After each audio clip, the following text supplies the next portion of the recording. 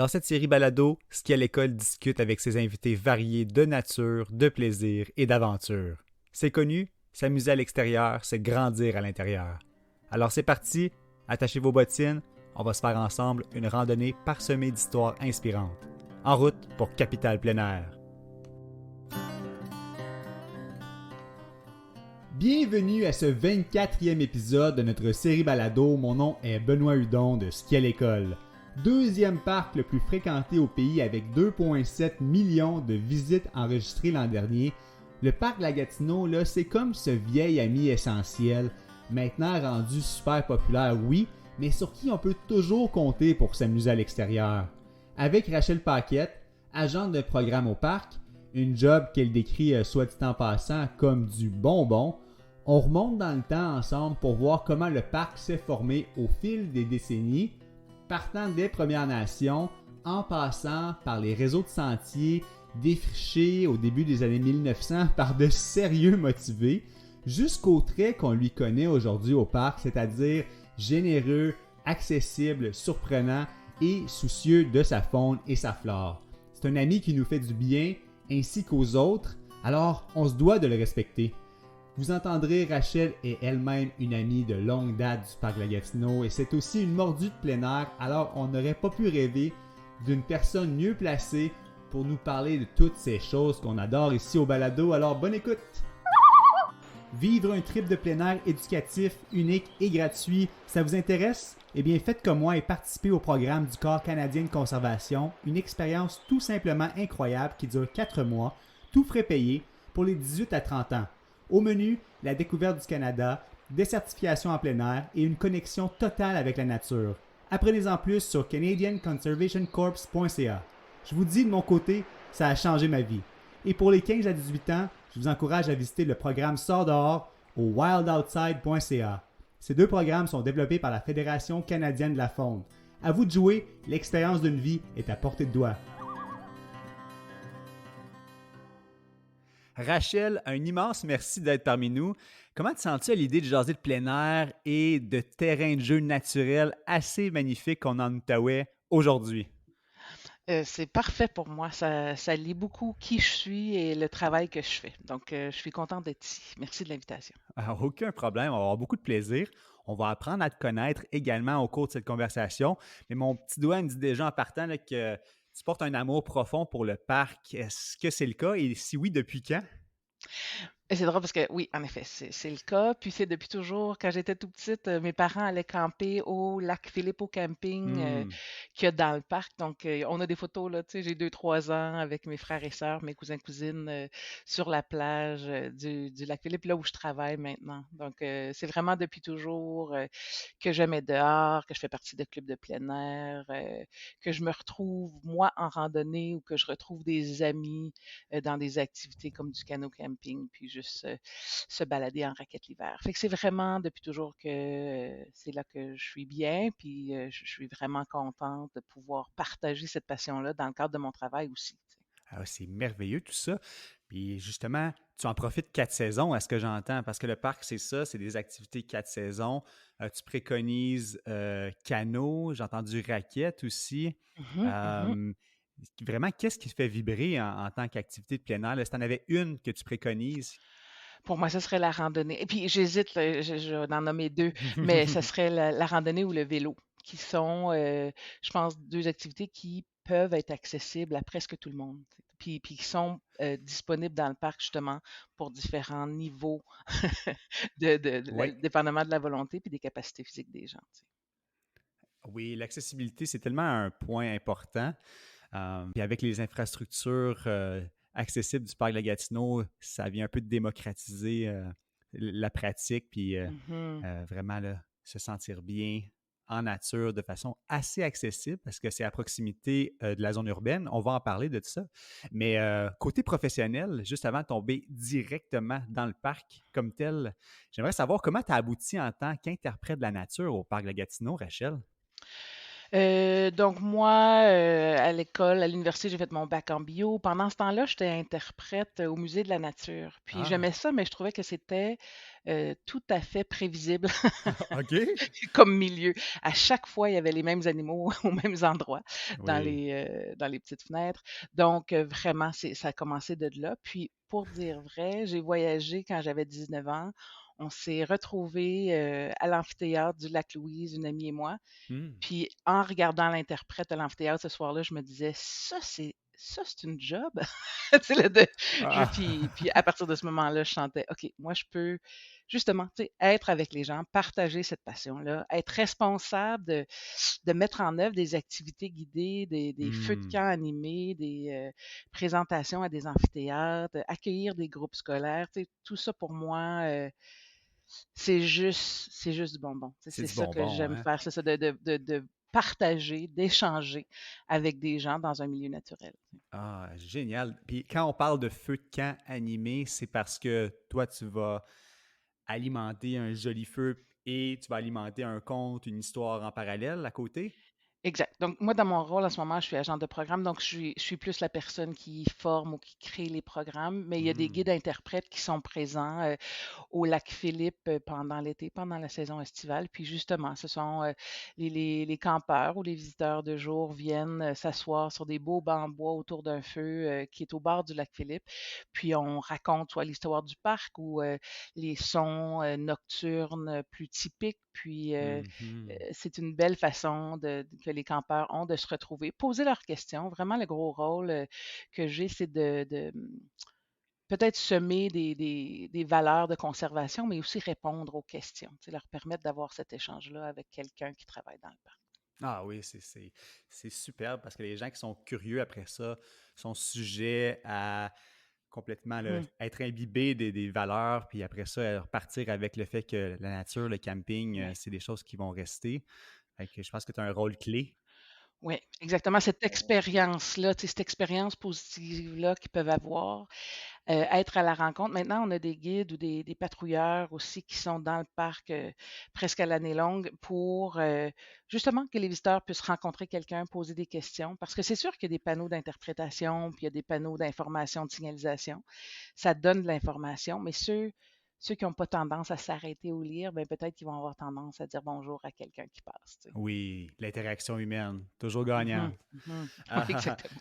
tant à protéger, tant à découvrir, c'est la devise du parc de la Gatineau.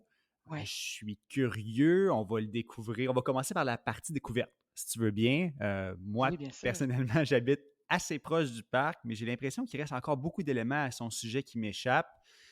Toi, Rachel, je suis certain que tu es une apôtre qui prêche très souvent la beauté du parc, là, Mhm. tous ses atouts. Comment tu l'introduirais à quelqu'un qui n'a absolument aucune idée de ce qu'est le parc pour susciter un enthousiasme directement en partant? Hmm. Ça serait par le contact direct. Tu sais, Mhm. j'inviterais les gens à venir au parc, au centre des visiteurs, au 33 chemin de Côte à Chelsea pour parler de, tu sais, Hmm. niveau de difficulté, intérêt dans les activités, mais de se permettre de venir au parc dans ce milieu naturel-là, peut-être être tu sais, simplement dans un aire de pique-nique, puis faire un pique-nique avec des gens qu'on connaît, de voir que, oups, c'est proche, proche de la ville, mais tout d'un coup, on se sent bien loin, tu sais, puis on a la possibilité de se ressourcer. Puis justement, les gens qui viennent, tu sais, pour la première fois ou pour la millième fois, Mhm. en ressortent quelque chose de bénéfique. Donc ça devient des ambassadeurs pour nous. Tu sais, Oui. ils veulent préserver ce milieu naturel-là. Ils voient le lien qu'il y a à c'est important de respecter les valeurs de conservation. Sinon, ce milieu-là qui me fait tant de bien, ben, il ne sera pas présent de cette façon-là pour toujours. Tu sais. Donc, c'est sûr que nous, je vais vouloir tu sais, montrer des photos des animaux, je vais vouloir qu'ils peut-être en voient sur le champ, Oui. mais tu sais, venir faire une petite balade sur un sentier bien plat ou faire un sentier de vélo de montagne qui pose un plus grand défi, mais c'est égal, tu sais, t'en ressors puis tu te dis, OK, c'est important que ce parc-là soit là, tu sais. Oh que oui, ça c'est vrai. Pour l'utiliser abondamment, là, c'est à chaque fin de balade, randonnée, on est content. Puis Ressourcer, Mhm. c'est un mot que j'ai vraiment beaucoup aimé dans ta dernière séquence. Euh, dans ma tête, c'est un terrain de jeu immense, le parc, là. Est-ce que c'est vrai qu'on parle de 200 km de pistes de ski de fond, puis que c'est le deuxième parc le Mhm. plus visité avec les visites enregistrées au pays? Quels autres exemples on pourrait énumérer pour rapidement nous charmer? En termes d'activité? Ouais, en termes de peut-être statistiques ou des longueurs de Oui. pistes, parce que je trouve qu'il y a des chiffres assez impressionnants. Oui, donc si on parle du parc, là, le parc, on dit que c'est 361 km². OK? C'est un petit peu abstrait. Mais si tu fais le tour, ça prend à peu près 1 heure et demie en auto. Si tu, si tu suis les Hmm. routes qui font la bordure, puis si tu le regardes, c'est à peu près 50 kilomètres en longueur admettons, à partir du sud Oui. jusqu'au nord-ouest, puis 25 kilomètres de large. Donc, 50 kilomètres par 25 kilomètres, c'est quand même un très gros espace de jeu. Oui. En effet, le deuxième parc le plus visité au pays après le parc national de Banff. Mais si on regarde sur une carte la grosseur du parc national de Banff, Mhm. on réalise que le parc a beaucoup, beaucoup de visites par kilomètre carré. Hmm. C'est un des défis qu'on a, justement, de pouvoir faire en sorte que les valeurs de conservation soient prioritaires avec tous ces visiteurs-là. Oui. Puis, en termes d'activités, de choses qu'on peut faire, tu sais, quand on pense cet été, là, en ce moment, aujourd'hui, Mhm. il y a 215 kilomètres de sentiers pédestres qui sont là, disponibles, qu'on peut aller faire. Si 215. on, OK, wow. 215 kilomètres de sentiers pédestres. Puis, il y en a une partie de ceux-là qui sont partagés avec le vélo de montagne. Donc, les gens qui sont en vélo de montagne, eux, ont 143 kilomètres à leur disposition. Il y a des relais. Puis, ce qu'on appelle, nous, des relais, c'est des chalets Mhm. dans lesquels on peut rentrer pour se reposer. Donc, il pleut très fort ou il fait très froid en hiver. On peut se rentrer, on peut casser la croûte, il y a des tables de Mhm. pique-nique. Puis c'est aussi des endroits qui servent, ils ont des radios d'urgence qui sont là parce qu'on ne peut pas toujours se fier à la réception cellulaire dans le Oui. parc. Donc ces relais-là servent à un endroit où, bon, on peut se reposer tout doucement ou ça peut être prévu qu'on aille prendre une petite collation là. Mais si on a besoin d'aide, il y a toujours ces radios-là qui sont là. Mhm. Mais en ce moment, tu sais, quand on continue à parler d'été, là, si on a des canots, des kayaks, des planches, des stand-up, on peut s'en servir, on peut les mettre à l'eau. Il y a un stationnement qui est le stationnement 12 au lac Meach. Il y a un Mhm. débarcadère au lac Philippe, un débarcadère au lac La Pêche. Donc, il y a vraiment ces trois lacs-là où c'est possible de faire du canot-kayak. Puis si on veut en louer, ben, c'est possible aussi dans les deux plus gros lacs, le lac Philippe, le lac La Pêche, plus au nord. Donc, tu n'as pas besoin de tout avoir pour venir profiter du parc. Il y a de la location Oui. de canot-kayak. En hiver, il y a de la location de raquettes. Puis en ce moment, je pense que c'est seulement le deuxième été où c'est possible de louer des vélos électriques. Oh. Donc, soit au relais plein air dans le sud ou dans le village de Chelsea, un endroit aussi. Donc, c'est possible de ne pas tout avoir, de ne pas avoir à débourser pour tout l'équipement nécessaire. On peut le louer pour une journée ou quelques heures, puis on en profite Ah, aussi. notre valeur d'accessibilité qui résonne encore, Mhm, ça c'est bien ça. mhm, Alors, exact. même si on est équipé ou moins, avec différents partenaires, il y a moyen d'avoir du fun. Puis c'est vraiment un paradis Oui, pour les fondeurs, les cyclistes, les randonneurs, même les vraiment. sports nautiques. Il y a aussi plusieurs sommets dans cette chaîne vallonneuse que représente le parc, non? C'est comme, par exemple, au chute de Luxville, est-ce qu'il y a un bon 300 mètres de dénivelé environ? C'est à peu près Oui. ça. Oui, entre 300 320 mètres, là, entre le terrain des vaches en bas, là, dans les basses terres du Saint-Laurent, Oui. puis l'escarpement fait à peu près ça, 300 mètres. Puis on s'y retrouve justement en haut du sentier des chutes de Losville ou bien au belvédère Champlain, par exemple. Si les gens qui sont accessibles, le belvédère Champlain est accessible en vélo, en randonnée à partir des stationnements au bord du lac Meach ou en voiture les journées où les promenades sont ouvertes aux voitures, ou bien sûr maintenant en navette les fins de semaine. Oui, c'est ça. On a plusieurs moyens de se rendre aux endroits qui sont vraiment incroyables, les vues Mhm. assez incroyables, stupéfiantes. Est-ce que actuellement le parc est saturé en pistes? Est-ce qu'on parle plutôt de bonne maintenance des infrastructures à la CCN, qui se trouve à être la Commission de la capitale nationale, là, qui opère le parc? Est-ce qu'on Mhm. est plus dans la maintenance ou il y a encore du développement qui peut se faire dans le parc? Non, il n'y aura pas de OK. développement, dans le sens que il faut toujours se rappeler que le parc a comme priorité la conservation. Oui. Donc, l'empreinte humaine est présente parce que le parc a aussi comme valeur d'inspirer les gens à venir avoir des Mmh. activités récréatives qui sont disponibles, qui sont accessibles à l'année longue, mais c'est la conservation qui prime. Donc, l'empreinte humaine, là, cette empreinte-là compte tous les sentiers, elle va demeurer. Oui. Il n'y en aura pas plus. OK. Ce qui se passe en ce moment, justement, c'est que si tu regardes la carte, quand on parlait des sentiers qui sont présents sur la carte, bien, il y en a à peu près 215. Mais la réalité, c'est qu'il y en a quelques centaines d'autres kilomètres de sentiers qui sont construits par les usagers qui souhaitent bien avoir Mmh. un sentier qui fait une boucle ou un sentier qui part de chez eux. Donc, en ce moment, là, il y a un défi là, dans la gestion responsable des sentiers de de faire en sorte que ces sentiers non officiels-là, qui ne sont pas sur la carte, Ouais. soient renaturalisés. Mmh.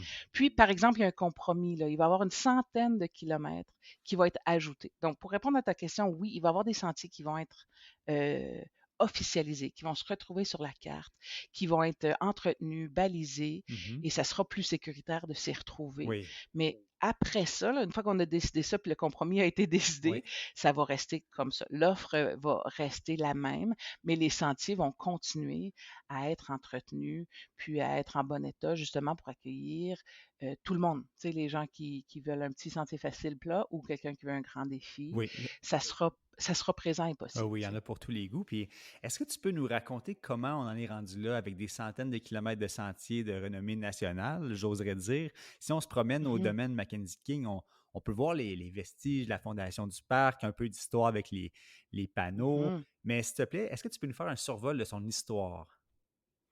Ouais.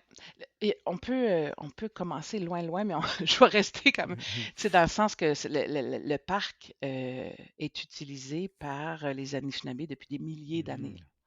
Mhm. Donc, quand les Européens sont arrivés il y a à peu près 400 ans, ils ont tenté de vivre dans cette région ici, mais c'est pas facile d'être en agriculture, par exemple. Mhm. La terre est pas très bonne. C'est pas la même chose que côté Ottawa ou tu sais, les basses terres du Saint-Laurent au Oui, oui, pied oui, des oui. collines du parc.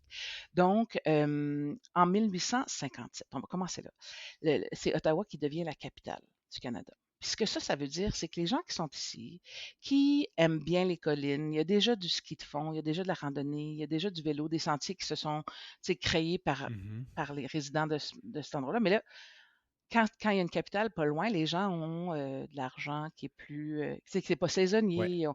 ils ont des vacances payées, il y a plus de gens qui viennent vivre dans la région. Donc, c'est vraiment par souci, le même souci qu'on a maintenant, de préserver le milieu naturel pour des activités récréatives, qui a fait que le parc est devenu parc. Il y a eu un club de plein air là, tu sais, qui s'est organisé puis qui ont mis des pressions sur le gouvernement Oui. pour qu'il soit protégé. Est-ce que c'était le Donc, Ottawa Ski Club? oui, Oui. exact. Oui, oui. Donc, tu sais, il y avait comme un petit chalet où est-ce qu'il y a le Camp Fortune maintenant, Oui. par exemple, là, qu'on peut voir qui était là. Donc, c'est vraiment par souci des citoyens de dire, oh, attends un peu, parce que là, les gens pouvaient venir, tu sais, couper le bois pour du bois de chauffage. Là, c'était Ouais. vite, en 1930, on était dans la dépression. Les gens avaient de la misère à subvenir à leurs besoins. Tu sais. Hmm. Donc, le parc devient un endroit en 1938 où il y a des parcelles de terre qui sont achetées pour.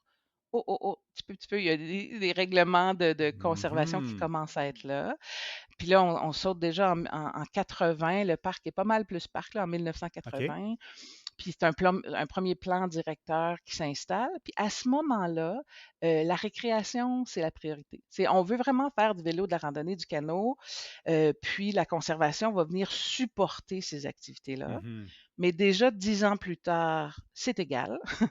Puis en 90, puis le troisième plan directeur en 2005. Oh, là, tout d'un coup, c'est la conservation. On réalise qu'il faut passer par la conservation pour Hmm. tenter de garder les espèces d'arbres, les espèces de plantes, tous les animaux qui se trouvent dans le parc. On veut maintenir la biodiversité, puis ça devient vraiment ça la priorité en 2005. Le deuxième plan, le quatrième plan et le dernier est sorti en 2021. Puis là, c'est des consignes bien claires, justement, qui parlent du fait que l'empreinte humaine ne s'agrandira pas, qu'on va s'assurer OK. de vraiment protéger la biodiversité. On a des espèces en péril, on est tenu par la loi des protéger, puis on veut, un sentier, ça divise en deux. Oui. Deux portions de forêt, tu Mhm. sais. Fait on veut limiter cette fragmentation-là pour que les animaux se sentent bien à l'aise d'avoir leur habitat non divisé, tu sais. Puis il y Oui. en a pour qui c'est très important. On perd des espèces quand il y a des divisions un peu partout comme ça, tu sais. Ah, Fait que, puis il y a beaucoup de partenariats. Le parc, c'est pas juste une île dans la région, tu sais. Il y a beaucoup, beaucoup de conversations puis de partenariats qui se créent avec les communautés, les gens qui ont des terrains publics autour oui. pour que la verdure du parc continue, qu'il y ait des corridors qui se rendent, par exemple, à la rivière Gatineau Oui. ou la rivière des Outaouais pour que les animaux, parce que le coyote qui se promène dans le parc, il aurait le goût de se rendre à la rivière en toute sécurité dans un boisé, par exemple. Tu sais. Donc, ces Mhm. partenariats-là sont super importants C'est pour ça. la région puis C'est l'espèce. ça. Mais là, il y a l'autoroute, Mhm. puis il y a des grandes avenues et tout ça. Fait qu'il y a des. C'est bien de penser à des corridors Oui, verts. exact. Oui. Vraiment, c'est vraiment important. Ça permet aux animaux du parc d'avoir un plus grand habitat, d'avoir un espace où euh, subvenir à leurs besoins vraiment, puis peut-être protéger une prochaine génération. Tu sais, on a trouvé, par exemple, une tanière de coyotes. C'est juste à l'extérieur du parc. Elle est bien cachée parce Ah que les oui. coyotes font bien ça, mais, mais, Une tanière de coyotes. ouais. Ça veut dire que les coyotes, là, ils vont, ils vont se cacher sous la terre. Mais c'est là non, c'est là qu'ils accouchent. Excuse-moi. Dans le sens que c'est là que OK, la OK. femelle va aller accoucher, puis donc c'est pas là qu'ils vivent partout dans la forêt, Ah. mais au moment d'accoucher, la femelle va être dans une tanière, dans un terrier, bien à l'abri, justement, Ah pour les ouais. premières semaines des bébés qui ont besoin de plus de Très protection. intéressant. Ouais. Ah, OK. Ah, c'est super que le quatrième plan directeur, ça semble en toute logique avec ben, le reste de la conversation Mhm, sociétale, plus mhm, de conservation, puis on se rend compte que l'environnement, c'est une priorité absolue. Mais quand on se ramène v'là 100 ans, je trouve la mentalité n'était peut-être pas la même, mais je trouve ça assez cool de penser que mhm. les gens, ils prenaient le train le dimanche avec leur gros ski de Intéressant, bois, hein? Oui, oui. ils sortaient dans des petites gares, tu sais, même en ce moment, c'est des petits villages. Oui, Là, si on oui. pense à Wakefield, Chelsea, Chelsea, ça reste Wakefield. assez menu encore. Absolument. Mais là, ils faisaient juste sortir, puis hop, ils retournaient jusqu'à Wrightville avec leur Ouais. ski. Là, c'est quand même assez aventurière dans Puis l'âme. puis c'est sûr qu'à ce moment-là, le souci de la conservation n'était pas présent juste parce qu'on se disait: «Il va toujours en avoir assez». C'est Il y avait ça. pas cette on a souvent pensé ça, tu sais, qu'il y aurait toujours assez de X ou Y qu'on chasse, qu'on pêche, qu'on coupe là, pour les arbres, Mm, mais tranquillement, on réalise que, ben, il y a de plus en plus de résidents ici, particulièrement si on parle d'ici, puis de gens qui veulent en profiter, puis les valeurs sont pas partout pareilles, puis les besoins sont pas partout pareils. Donc, pour le parc de la Gatineau, c'est important en connaissance de cause, avoir des paramètres ouais, clairs, puis des messages clairs, puis ça nous permet, en étant, tu sais, à une quinzaine de minutes de plus d'1 million de personnes, ouais, ces oui, gens-là, comme toi, comme moi, qui en profitons à tous les jours, ben, c'est avec eux qu'on doit travailler, tu sais. C'est avec eux qu'on doit, mhm, c'est à eux qu'on offre beaucoup d'activités, mais on veut donc que ça soit accessible à tous, à ceux qui viennent de l'extérieur, mais oui, ceux qui viennent régulièrement, il faut qu'ils soient, heu, au fait de l'importance justement de peut-être rester sur le sentier, de rester sur un sentier qui est officiel, tu sais, oui, d'être courtois avec les autres usagers aussi, tu sais. On n'a plus justement le luxe de se sentir tout seul au monde tout le temps quand on est dans le parc. C'est oui. correct, c'est normal. Tout le monde veut en profiter. Mhm. Oui, c'est ça. Ben, ça se reflète dans la conservation, se reflète dans les plans directeurs que tu as évoqués. Mhm, Je me demande, est-ce que cette conscience-là cascade jusque dans les esprits des usagers? Est-ce qu'on a un problème de piétinement? Est-ce que on a des bons et bonnes randonneuses? oui, en très grande Oui? majorité, absolument. Tu sais, les gens ont le goût de respecter le milieu, qu'ils aiment bien, qu'ils apprécient, qui sont là. Hmm, Puis, c'est vraiment toujours une minorité qui ont peut-être le goût d'être un petit peu plus à la ouais, découverte, puis, puis tu ouais. sais, faire ce qu'ils Oh, veulent quand oui. ils veulent. Mais vraiment, tu sais, on incite les gens à faire l'activité sur le sentier Dans le sens que si Ouais. je suis en vélo de montagne, d'être sur un sentier où c'est permis d'être en vélo de montagne, c'est partagé avec les randonneurs, mais il y en a que c'est exclusif aux randonneurs. Alors, Oui. tu sais, à chacun son sentier, quand on est en ski de fond, d'être sur des pistes de ski de fond, mais quand on est en raquette, de ne pas aller sur les, tu sais, ce Ah oui! respect-là des Ouais. activités puis du travail qui est mis pour entretenir les sentiers pour des activités peut-être des fois tu sais, spécifiques. Puis il y a des codes de conduite, puis il y a des codes d'éthique, puis vraiment, à grande majorité, les gens le respectent bien, mais c'est justement par des panneaux ou par des activités Mhm. d'interprétation ou par la rencontre avec un patrouilleur ou un guide interprète dans le parc qui vont puis maintenant, évidemment, les réseaux sociaux, on peut passer plusieurs messages par les réseaux sociaux, puis les Oui, usagers s'en exact. passent entre eux Oui, aussi. ouais, mais oui, c'est ça, je suis témoin de ça. J'empruntais cet hiver le sentier numéro 15 en ski de Oui. fond, là, pour ceux qui peuvent le repérer. Et c'est ça, il y avait une famille qui marchait. Puis là, j'ai vu une dame intervenir auprès de la famille qui avait un petit traîneau à l'arrière pour leur mentionner que c'était ski de fond seulement et tout ça. Puis là, ils ont retourné de bord, puis là, ils ont aperçu les panneaux. Fait que c'est sûr que c'est peut-être pas un réflexe, mais il y a une belle signalisation, puis il y a une courtoisie qui font en sorte que Mhm. ben, en général, quand Vraiment. j'emprunte le sentier numéro 15, je vois juste des Oui. fondeurs, puis c'est bien comme ça. Oui. Puis c'est souvent aussi, tu sais, quand les gens viennent au centre des visiteurs ou quand les gens se rencontrent sur les sentiers, c'est de pas dire t'as pas le droit d'être ici, mais de bien dire voici où Ouais, tu c'est ça. pourrais aller. Tu sais. Tu veux quelque chose de plus Ouais. simple, c'est possible. Tu veux quelque chose où tu peux avoir un traîneau, où tu peux avoir ton chien en laisse, tu sais.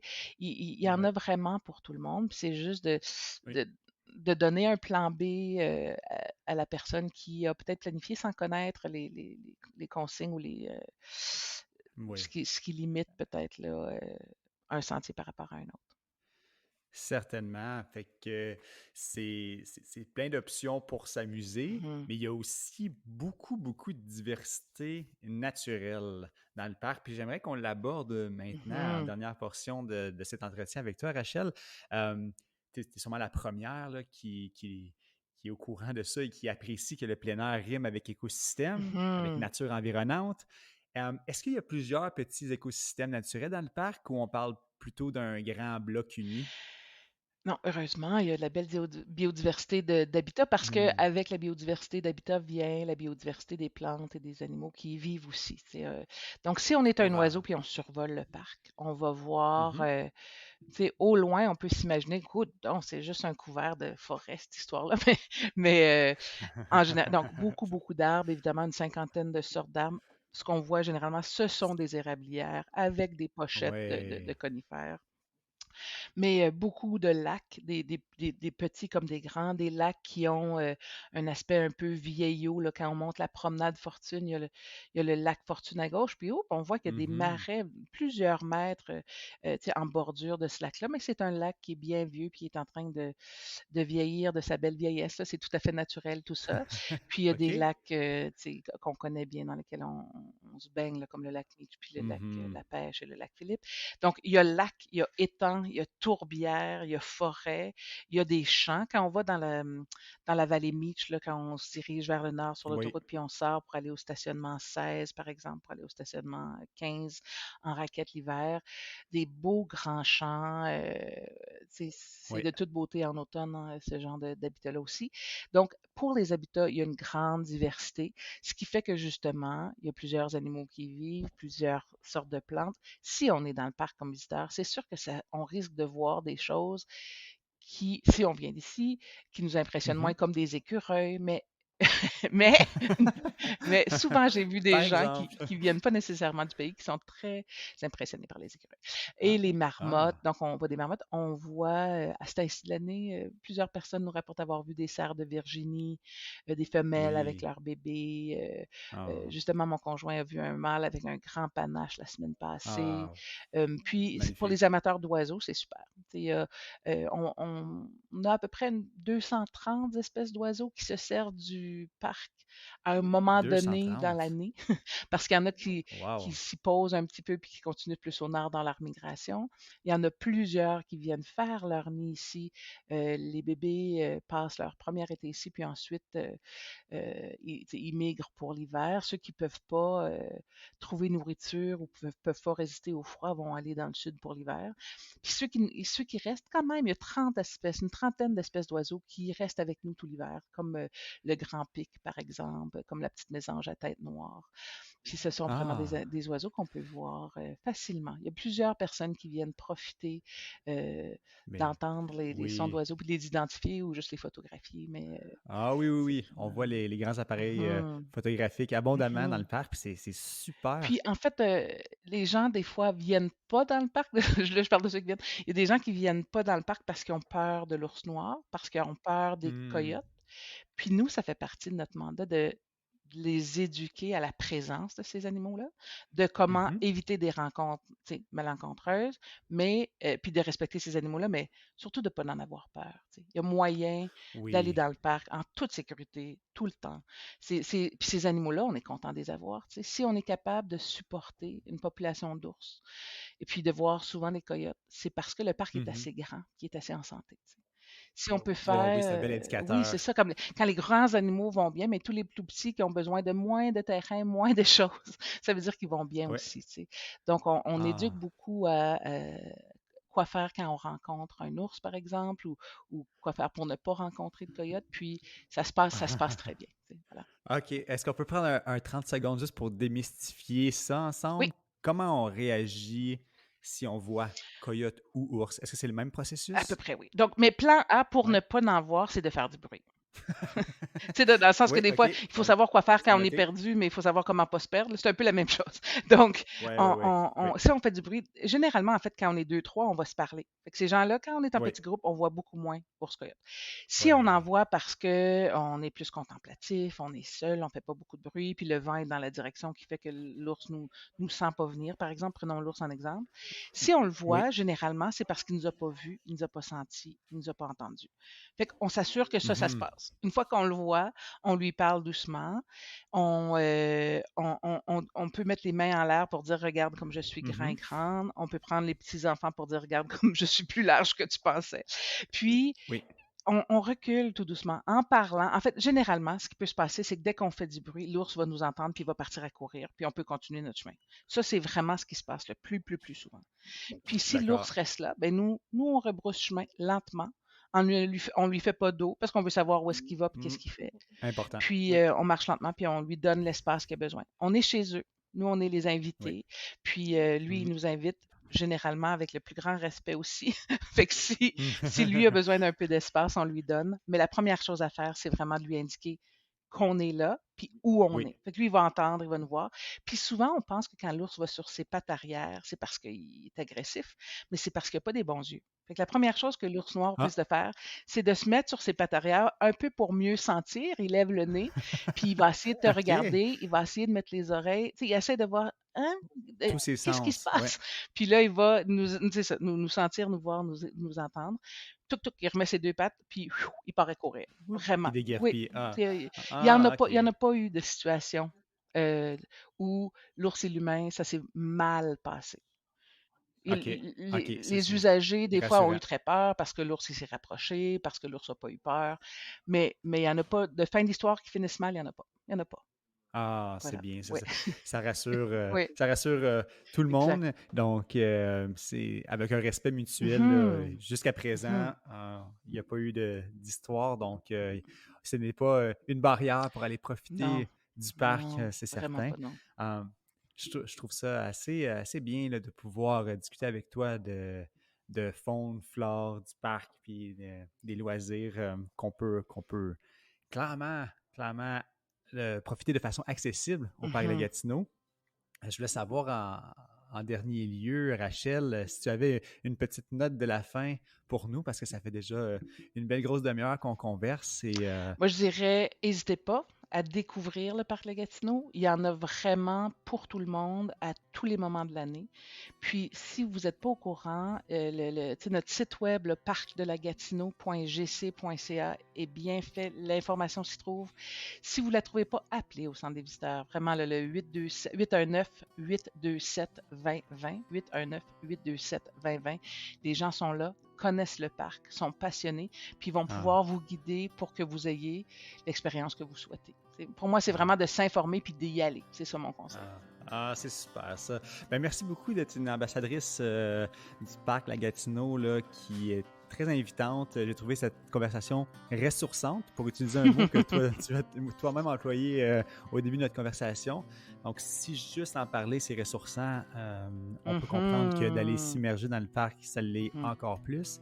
Donc, merci encore une fois là, pour toutes tes connaissances et ta passion, ton amour envers le parc, Rachel. Cette conversation était très, très, très appréciée. Ça m'a fait vraiment plaisir. Vraiment, au plaisir de vous croiser dans le parc. Ben oui, certainement. Merci. Bonne fin de journée. Bonne fin de journée. Nul doute, le parc de la Gatineau, c'est un joyau en Outaouais. Pour le Québec et pour le Canada au grand complet, c'est certain. Merci beaucoup, Rachel, de nous avoir informés, de m'avoir ouvert là, à plein de nouveaux sujets et facettes du parc que je ne connaissais pas, même pour l'avoir fréquenté à plusieurs reprises. J'en sors vraiment grandi. Un immense merci et on espère que ta position, cette job que tu pratiques comme agent de programme et à l'interprétation, va influencer d'autres personnes à vouloir aller peut-être dans ce giron qui semble être une job passionnante. Alors, on encourage les gens à aller voir la programmation du parc de la Gatineau. À l'automne, il y a le coloris automnal, c'est super, ça approche bientôt. Allez voir ça, parc de la Gatineau, en ligne bien sûr, et en personne, encore mieux. Alors, merci beaucoup d'avoir été avec nous jusqu'à la toute fin de cet épisode. On vous encourage à aller au www.skialecole.org/balado au pluriel pour voir, réécouter, commenter, partager les 23 épisodes qui ont été déjà mis en ligne. Ça avance assez vite. Merci beaucoup à la Fédération canadienne de la faune pour supporter nos épisodes. C'est un immense honneur. Merci beaucoup de prendre part à cette conversation, tout comme Desjardins qui nous appuie depuis le début de l'aventure, les caisses Desjardins. Un immense merci pour votre contribution. On vous dit aussi merci à vous et on se dit à très bientôt pour une autre randonnée auditive en plein air avec Capital Plein Air.